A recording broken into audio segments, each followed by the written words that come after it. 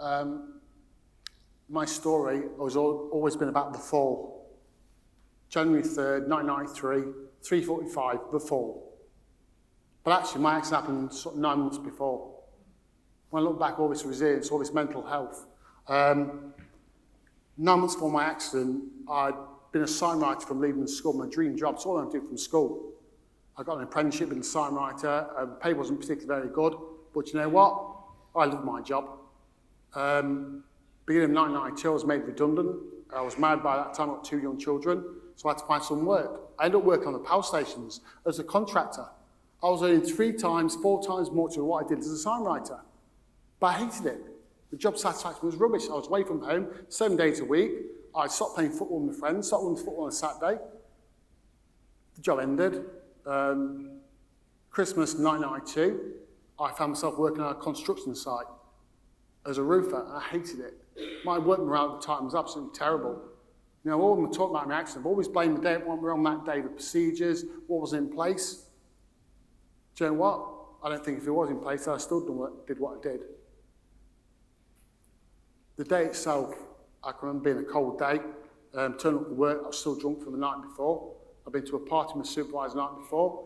He took me to work in the morning. He actually picked me up from work, knocked me out of bed. And I travelled to work, and at 3:45 that afternoon, I fell 10 feet from an unsecured ladder on a building site. And I was paralysed straight away. I was rushed to the hospital. A bit like what Matt's saying early on, you don't believe it's going to happen to you. You know, I couldn't feel my legs.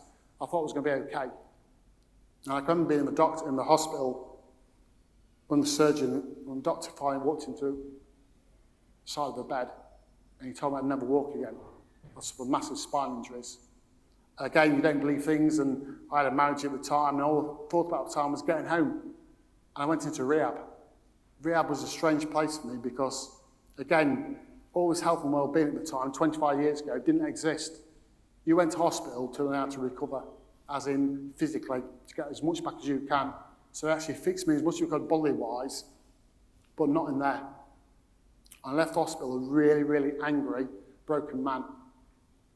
My wife left the day after I came out of hospital, after 1 day. So I was 24 years old, and I spent the rest of life in a wheelchair. My wife had walked out, I lost my 2 kids. Again, things are so different today. There was no one to talk to. I was going antidepressants, that was the answer. Went to a doctor, I'm not feeling too good, here's some antidepressants, take them.